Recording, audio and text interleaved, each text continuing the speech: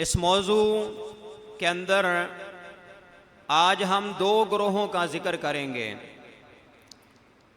एक ग्रोह वो जो हुब्बे अहले बैत और मोहब्बत अहले बैत में इतना आगे चला गया है कि नौबत बुग़्ज़े सहाबा तक चली गई। और दूसरा ग्रोह वो है जो हुब्बे सहाबा में इस कदर आगे चला गया कि नौबत बुग़्ज़े अहले बैत तक चली गई।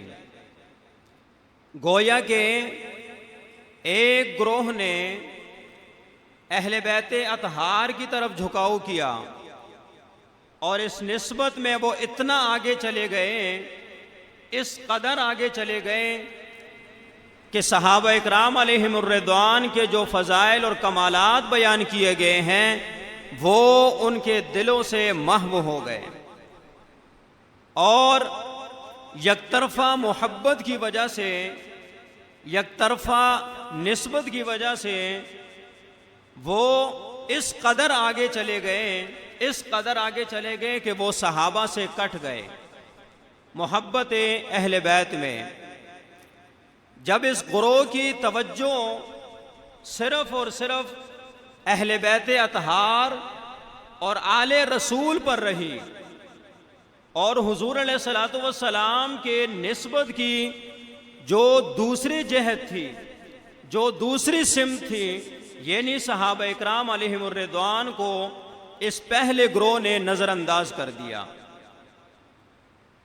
इसी के रद्द अमल के तौर पर दूसरे ग्रोह ने मोहब्बत सहाबा को इस कदर उजागर किया, इस कदर उजागर किया कि नौबत यहाँ तक चली गई कि अहले बैत अतहार के जो फ़ज़ाइल और मरातिब कुरान और सुन्नत के अंदर बयान किए गए हैं वो उनके दिलों से महव हो गए और यहाँ यकतरफ़ा मोहब्बत की वजह से वो लोग सहाबा अहले बैत अतहार से जो है वो कट गए।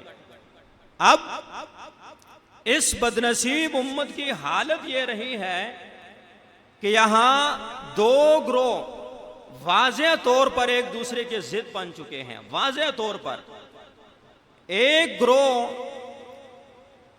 एक तबके को कई नस्लों से ये तासर दे रहा है, ये सबक दे रहा है कि सुन्नी फ़कत वो है, सुन्नी फ़कत वो है जो सहाबा की बात करता है।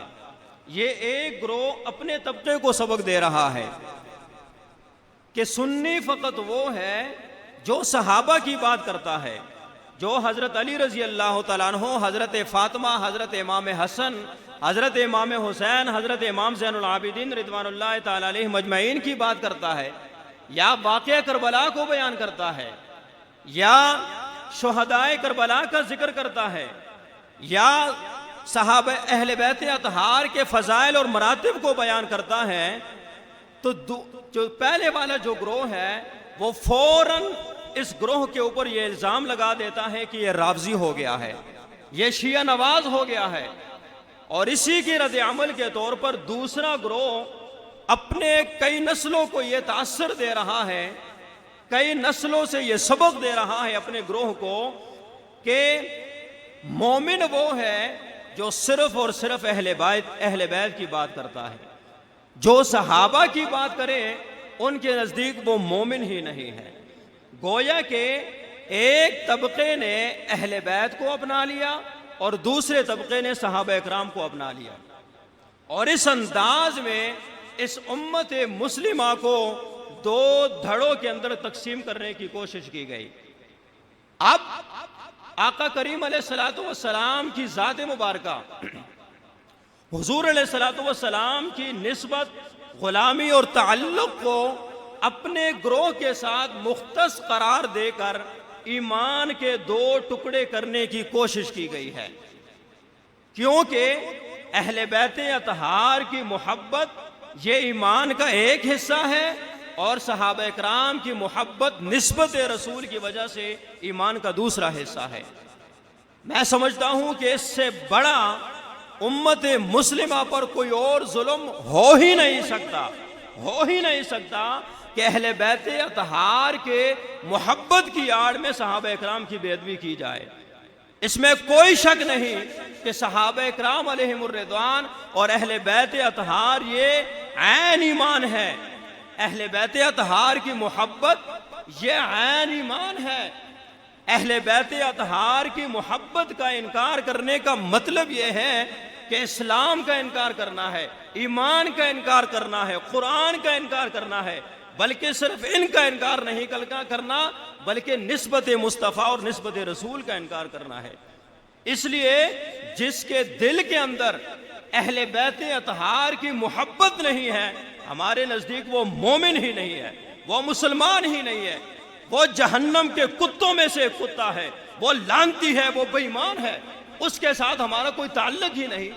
इसी तरह जिस तरह निस्बत रसूल की वजह से अहले बैत अतहार की मोहब्बत ये ऐन ईमान है, इसी तरह निस्बत रसूल की वजह से सहाबा इकराम की मोहब्बत भी ऐन ईमान है। और याद रखना, जो शख्स भी सहाबा इकराम अलैहिमुर रिदवान की तरफ अदना सी बेअदबी भी जो है वो उनकी तरफ मंसूब करता है, बशमूल खुलफाए राशिदीन की तरफ, किसी भी सहाबी रसूल की तरफ अदना सी गुस्ताखी भी अगर उनकी तरफ मंसूब करता है, हमारे नज़दीक वो भी मुसलमान नहीं है। अगरचे वो जो बेअदबी मंसूब कर रहा है मोहब्बत अहले बैत में ही क्यों ना करे, लेकिन हमारे नज़दीक वो शख्स भी मुसलमान नहीं है, वो भी बेईमान है, वो भी लानती है, वो भी जहन्नम का ईंधन है।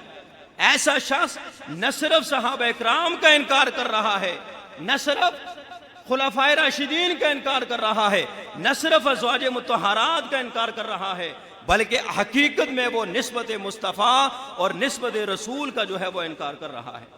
अब ये जो तबकाती कशमकश है, ये जो तबकाती कशमकश है, एक ग्रोह ने अहले बैत के दामन को पकड़ लिया और दूसरे ग्रोह ने सहाबा इकराम के दामन को पकड़ लिया। ये जो तबकाती कशमकश है, इसका नुकसान क्या होता है?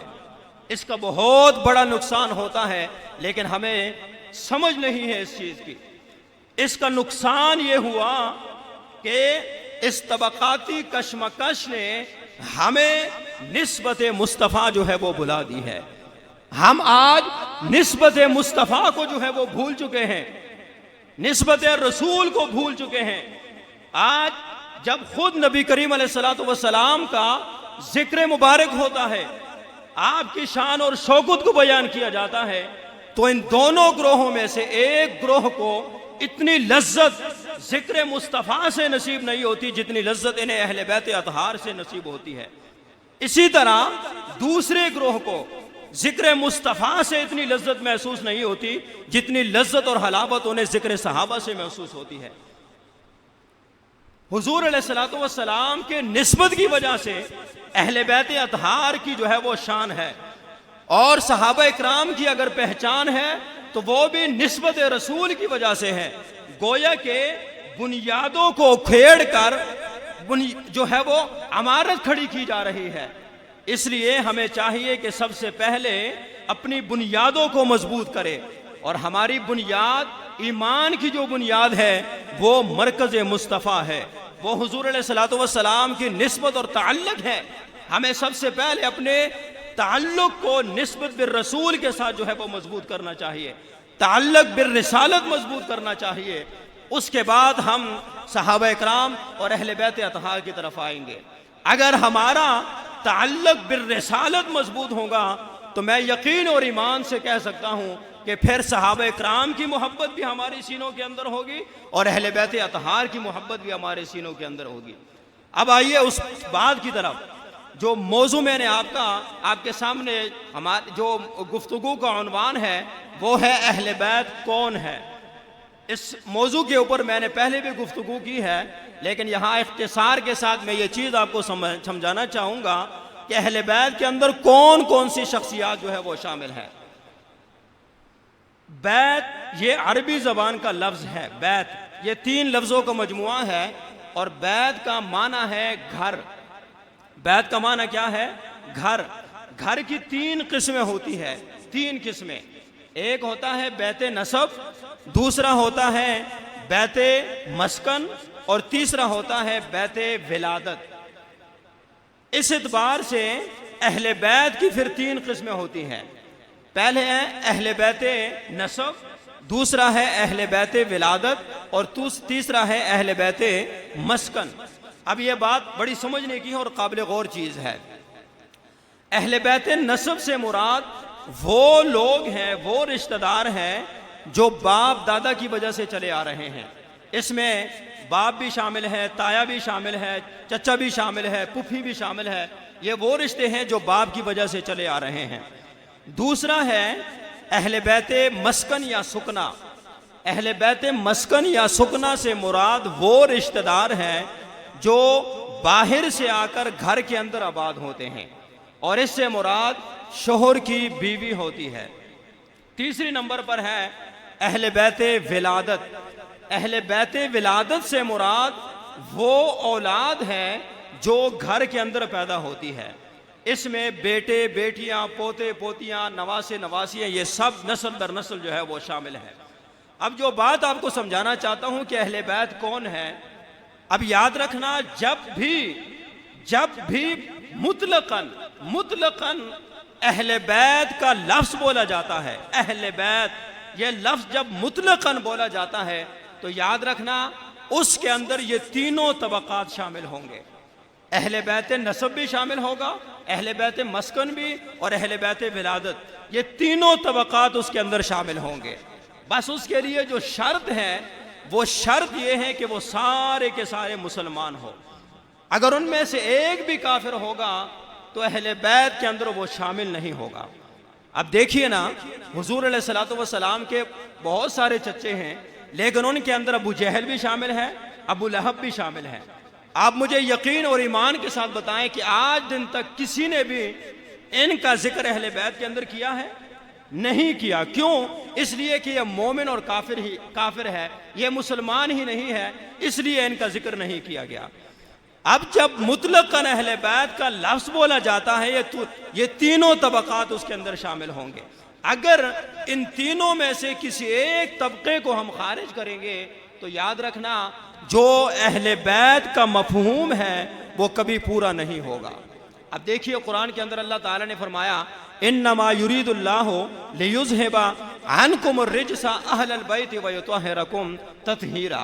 अल्लाह ताला ने फरमाया कि बेशक ए नबी के घर वालों, अल्लाह तबारक व तआला ये चाहता है कि तुम्हें हर किस्म के नापाकी और आलूदगी से दूर कर दे और तुम्हें खूब साफ और सुथरा कर दे।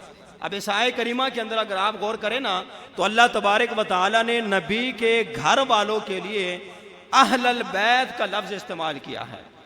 अब जब इंसान तअस्सुब का शिकार होता है, जब इंसान तअस्सुब का शिकार होता है, उसे अपने मतलब के सिवा कुछ नजर नहीं आता, उसे हर जगह अपना मतलब ही नजर आता है। और जब दीन तअस्सुब का शिकार हो जाता है तो फिर इसमें से हर शख्स अपने मतलब की बात निकालने की कोशिश करता है। अब यही दो ग्रोह, हुब्बे अहले बैत और हुब्बे सहाबा वाले जो दो ग्रोह हैं, इनमें से एक ग्रोह ने इसी आय करीमा की तफसीर करते हुए अहले बैत में से अज़वाज मुतहरात को खारिज कर दिया। अब पिछली बात को याद रखें कि जब अहले बैत का लफ्ज बोला जाएगा तो तीनों तबकात उसमें शामिल होंगे। इस आय करीमा की तफसीर करते हुए एक ग्रोह ने अहले बैत में से अज़वाज मुतहरात को खारिज कर दिया। अब मुझे बताएं, जब अहले बैत में से अज़वाज मुतहरात निकल गए तो औलाद का घर के साथ क्या ताल्लुक रहा? कोई ताल्लुक नहीं है। अगर हुजूर अलैहिस्सलातु वस्सलाम की ज़ौजे मुतहरा हज़रत खदीजा को आप निकाल दें अहले बैत में से, तो मुझे बताएं फातिमा का घर के साथ क्या ताल्लुक है? कोई ताल्लुक नहीं। तो एक ग्रोह ने साए करीमा की तफसीर करते हुए अहले बैत में से अज़वाज मुतहरात को निकाल दिया और हज़रत अली, हज़रत फातिमा, हज़रत इमाम हसन और हज़रत इमाम हुसैन को अहले बैत में शामिल कर दिया। इसमें कोई शक नहीं कि ये चारों हस्तियां अहले बैत में शामिल हैं, और इनके अहले बैत के इनकार करने का मतलब ये है कि हुजूर अलैहिस्सलाम के फरमान का इनकार करना है। इसी तरह इसी के रद्द अमल के तौर पर दूसरे ग्रोह ने इसी आय करीमा की तफसीर करते हुए अहले बैत में से अज़वाज मुतहरात को दाखिल कर दिया और हज़रत अली, हज़रत फ़ातिमा, हज़रत इमाम हसन, हज़रत इमाम हुसैन को अहले बैत से खारिज कर दिया है। इन चारों हस्तियों को खारिज कर दिया और अज़वाज मुतहरात को दाखिल कर दिया।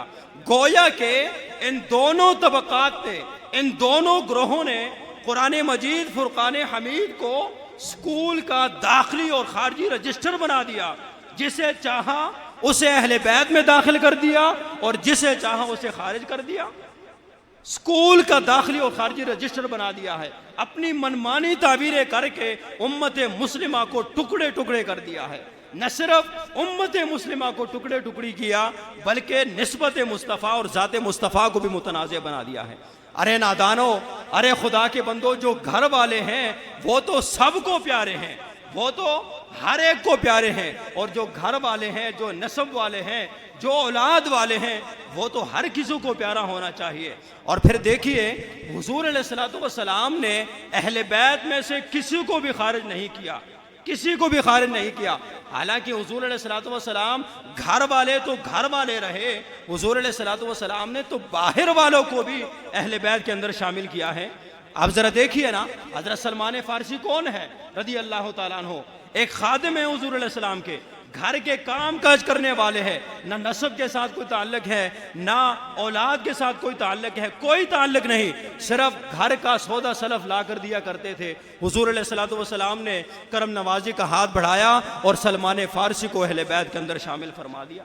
जब हुजूर ने अहले बैत में से किसी को खारिज नहीं किया तो मुझे और आपको कौन सा हक जो है वो पहुंचता है कि हम अहले बैत में से लोगों को दाखिल और खारिज करते फिरे? गोया कि हम ये दावा कर रहे हैं कि या रसूलल्लाह सल्लल्लाहु अलैहि वसल्लम वो काम जो आपने नहीं किया वो हम करते जा रहे हैं। हम अपने बुग़्ज़ और इनाद को लोगों के सामने ला रहे हैं कि या रसूलल्लाह आपने अपने अहले बैत में से किसी को भी खारिज नहीं किया, लेकिन हम इतने बुग़्ज़ी हैं, हम इतने हसद करने वाले लोग हैं, जो काम आपने नहीं किया आज वो हम कर रहे हैं। अल्लाह तबारक व तआला हमें अहले बैत के अंदर जो हज़ारात और जो हस्तियाँ शामिल हैं उनके मकाम और मर्तबे को समझने की तौफीक अता फ़रमाए। उनके जो शान और फ़ज़ाइल कुरान और हदीस के अंदर बयान किए गए हैं, अल्लाह तबारक व तआला हमें उसे समझने, अमल करने और दूसरों तक पहुँचाने की तौफीक अता फ़रमाए। हक़ हमें बयान करने और हक़ को सुनने, हक़ को समझने, हक़ को दूसरों तक पहुँचाने की तौफीक अता फ़रमाए। व आखिर दावाना अनिल हम्दुलिल्लाहि रब्बिल आलमीन।